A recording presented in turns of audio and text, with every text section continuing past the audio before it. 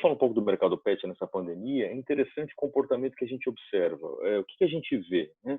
Até de alguns varejistas, e a gente viu isso um pouco até com alguns dados na mídia. A área de ração, né, alimentação, ela teve, no início dessas quarentenas, dessa situação, ela aumentou, porque as pessoas foram muito mais comprar no supermercado, né, os itens de consumo para suas casas, foram abastecer, né, a geladeira, né, as dispensas, e o pet, né, entrou nisso. Então, as pessoas compraram mais ração.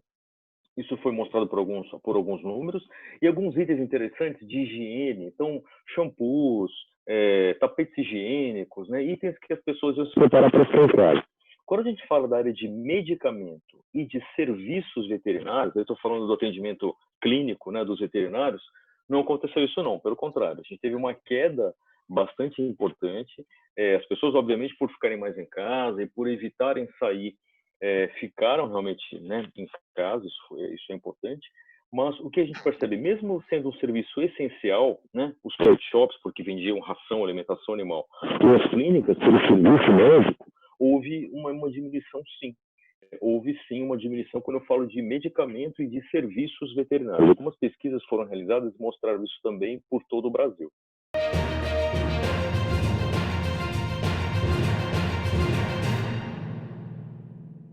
Eu queria que você comentasse um pouco quais foram os principais desafios, por favor, dos veterinários em particular e dos pet shops. E como é que eles superaram, né? Porque a gente sabe que alguns não estavam preparados e tiveram que, nesses 90 dias, fazer várias adaptações. Se você pudesse comentar, seria... Então, sim, a gente percebe que sentiu, obviamente, isso foi muito variável, Marta, de algumas partes do Brasil, então algumas áreas isso foi mais pronunciado. A gente teve algumas pesquisas que nós fizemos na Comac, houve outras pesquisas que eu vi também do pessoal da Associação Brasileira de Hospitais Veterinários e outras entidades de classe, que mostram que para o serviço veterinário, ou para o serviço de banho-tosa, ou mesmo para os pet shops, houve uma queda de demanda que ela variou de 30% em algumas regiões, algumas até um pouco menos, e a gente teve pessoas que falaram de quedas de faturamento de até na ordem de 60%. Eu estou falando mais daquele início do processo, talvez em março e abril. O que a gente observou, na verdade? Como indústria, eu posso falar um pouco o que a gente fez. Obviamente que assim, nós temos muitas pessoas que trabalham no campo, tanto da área comercial quanto as pessoas da área técnica, que visitam um veterinário, que visitam uma loja, um pet shop. E todo mundo teve que se adaptar, né? Então, o teletrabalho e o home office virou a nova realidade, então todo mundo se adaptou a como atender, né? Como fazer uma visita técnica para um veterinário, para um pet shop. Isso houve uma grande adaptação. E a gente viu muito que o varejo, de modo geral, ele sentiu e ele teve que se adaptar. Então, algumas coisas que antigamente nós não tínhamos. A gente fala do serviço de vendas, né, online, o e-commerce. O e-commerce no Brasil, não só no mercado pet, mas no varejo como um todo, ele é pequeno, né? Ele é tímido por uma série de razões, né? A gente, como brasileiro, gosta de ir a uma loja, gosta de ter o contato com o produto. O serviço pet, ele é muito associado com um apoio técnico. Eu quero dizer assim, se você vai numa loja, num pet shop, você vai perguntar, você vai se informar. Então, depende-se muito dessa interação. Então, o que acontece? A gente viu que o e-commerce, obviamente, acelerou muito em várias áreas.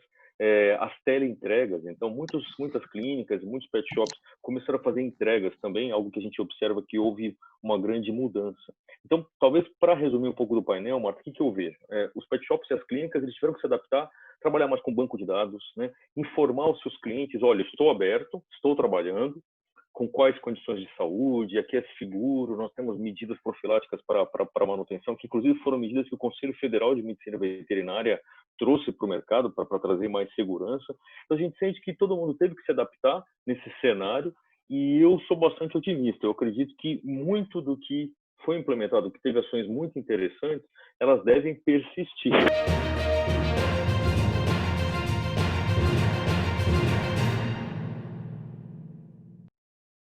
Os veterinários, eles nunca pararam, Marta, porque o atendimento veterinário foi considerado essencial, né? Porque é um atendimento de saúde. Então, as clínicas não pararam, o movimento diminuiu porque as pessoas começaram a visitar menos as clínicas, obviamente por diminuição da circulação. Mas, então, esses veterinários que mantiveram a sua atividade, mantiveram o seu trabalho, o que a gente percebe é que eles tiveram que se esforçar para avisar o cliente, o consumidor, de que ele estava funcionando e que ele estava com medidas de segurança. Então, não houve uma parada, né? Houve sim uma diminuição do volume de atendimento das clínicas. Eu conheço vários hospitais veterinários que trabalham com internação, que trabalham com procedimentos muito delicados. E aí, obviamente, houve uma diminuição desse serviço, mas eles todos continuam. E o que a gente observa agora, com diferentes áreas do Brasil com uma retomada, áreas estão mais seguras, que as pessoas então estão começando a aumentar o fluxo de visita, tanto no pet shop quanto na clínica veterinária. Esse é um fato. Segundo semestre, ele vai demandar, ele vai depender muito de como que nós vamos ter a evolução da recuperação do mercado. O que eu vejo, né? Eu vou falar um pouco na Seva, que é a empresa que eu trabalho. O que nós estamos trabalhando muito fortemente são em planos de retomada. Então, nós fizemos muito, eu acho que nesse período de quarentena, todo mundo quer entender o seu cliente, né? Então, o clínico que sabe que o proprietário não está vindo mais à clínica porque está receoso, porque está com medo, ou porque não sabe que algumas atividades simples de atendimento básico estão acontecendo, ou aquele pet shop que não tinha uma base de dados e não conseguiu chamar o seu cliente, né, para vir fazer algum serviço. Então, o que nós estamos fazendo? Trabalhos customizados. Então, nós estamos oferecendo aos nossos clientes um plano de retomada dos negócios. Como é que esse plano se faz? Se faz entendendo um pouco a base de dados desse cliente, quem são os clientes que ele tem, como é que ele se comunica com os clientes dele. Então, o que nós temos feito muito é ajudar o varejo, pet shops e clínicas veterinárias, a poder otimizar. Basicamente como? Resumindo um pouco, acho que é a digitalização. O que eu sinto, Marta? O mercado pet, de uma certa forma, ele é um pouco tradicional. Existe uma digitalização nossa, das pessoas, que talvez não estava sendo muito bem capturada por esse segmento. Então, o que a gente observa? Que muitas clínicas e pet shops até tiveram aumento de faturamento. O que eles fizeram? Eles se adaptaram. Eles tinham um banco de dados atualizado, eles tinham como se comunicar com o seu cliente, eles tinham serviços de leve trás, de atendimento clínico diferenciado. Eles entenderam como pegar essa onda de digitalização, de serviço e surfar nela. Então, eu acredito que nesse momento essa retomada vai acontecer. Tudo depende, então, voltando um pouco da velocidade, obviamente, do varejo, do volume das pessoas, mas seguramente aqueles que puderem trabalhar com os dados dos clientes para capturar e entender qual é a necessidade, né, do seu cliente, tanto da loja quanto da clínica, vão retornar melhor desse período. Eu vejo que as empresas que verdadeiramente, durante esse período, se preocuparam, a gente teve ações belíssimas de várias empresas, na saúde animal e de outras empresas. Eu conheço empresas de saúde animal que doaram produtos, que fizeram ações super bacanas com ONGs, se preocupando nesse momento, até como você falou, de animais que ficaram até mais desabastecidos ou que diminuíram até essa parte de adoção.